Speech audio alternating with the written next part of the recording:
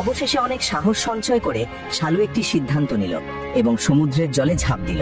শালু ধীরে ধীরে সমুদ্রের অতল গহ্বরে কোথাও হারিয়ে যায়। কয়েক ঘন্টা পর তার নিথর শরীরটি কয়েক কিলোমিটার দূরে পাথর দিয়ে তৈরি একটি ছোট্ট দ্বীপের কিনারে দেখা যায়। তখনই সেখানে একটি সামুদ্রিক পাখি উড়ে আসে। সে শালুকে মৃত ভেবে তাকে খাওয়ার জন্য তার মুখে ঠোকর দিতে থাকে। তখনই হঠাৎ শালুর চোখ খুলে যায়। তাকে নড়তে দেখে সামুদ্রিক পাখিটি ভয় পেয়ে যায় এবং সেখান থেকে উড়ে চলে যায়। শালু নিজের চোখকে বিশ্বাসই করতে পারছিল না যে সে বেঁচে আছে। সে তো সাঁতার কাটতেও জানতো না। সম্ভবত সমুদ্রে ঝাঁপ দেওয়ার সাথে সাথেই সে জ্ঞান হারিয়ে ফেলেছিল এবং ঢেউ তাকে ভাসিয়ে নিয়ে কয়েক কিলোমিটার দূরে এই পাথুরে দ্বীপে পৌঁছে দিয়েছে। সে আরো একবার মরার চেষ্টা করতে যাচ্ছিল, কিন্তু তখনই সে থেমে গেল।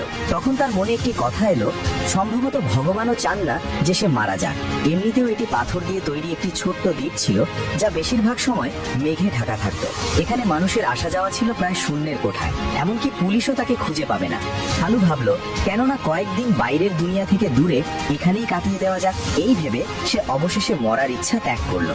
কিছুক্ষণ পর হঠাৎ তার পেটে তীব্র মোচড় দিয়ে উঠলো। আসলে দীর্ঘক্ষণ সমুদ্রের জলে ভিজে থাকার কারণে তার পেট খারাপ হয়ে গিয়েছিল। শালু ধীরে ধীরে দ্বীপের কিনারে গেল এবং ঝোপঝাড়ের আড়ালে পেট খালি করার জন্য বসলো। পেট পরিষ্কার হতেই তার খুব তৃষ্ণা পেল। তৃষ্ণায় তার গলা শুকিয়ে আসছিল। সে সমুদ্রের জল খাওয়ার চেষ্টা করলো, কিন্তু এক ঢুকও খেতে পারলো না। জল খুব নোনতা ছিল। তখনই তার নজর পাথরের মাঝে একটি গর্তে পড়ল, যাতে বৃষ্টির জল জমেছিল। শালু সেই জলের উপর ঝাঁপিয়ে পড়ল। সেই সময় ওই জল তার কাছে অমৃতের চেয়ে কম কিছু ছিল না। জল তো পাওয়া গেল, কিন্তু এখন প্রশ্ন ছিল খিদের কি হবে। সেখানে সে কিছু মাশরুম দেখতে পেল। সে জানতো যে এগুলো বিষাক্ত হতে পারে, কিন্তু সেই মুহূর্তে তার কোনো তোয়াক্কা ছিল না। খিদের কাছে ভয় হেরে গিয়েছিল। শালু সেই মাশরুমগুলো খেয়ে নিল। ধীরে ধীরে রাত হতে লাগলো এবং ঠান্ডা তাকে কষ্ট দিতে শুরু করলো। তার শরীর কাঁপতে শুরু করলো। শালু কোথাও শুনেছিল যে দুটি শুকনো কাঠকে একে অপরের সঙ্গে ঘষলে আগুন জ্বালানো যায়, কিন্তু এখানে শুকনো কাঠ মিলবে কোথায়?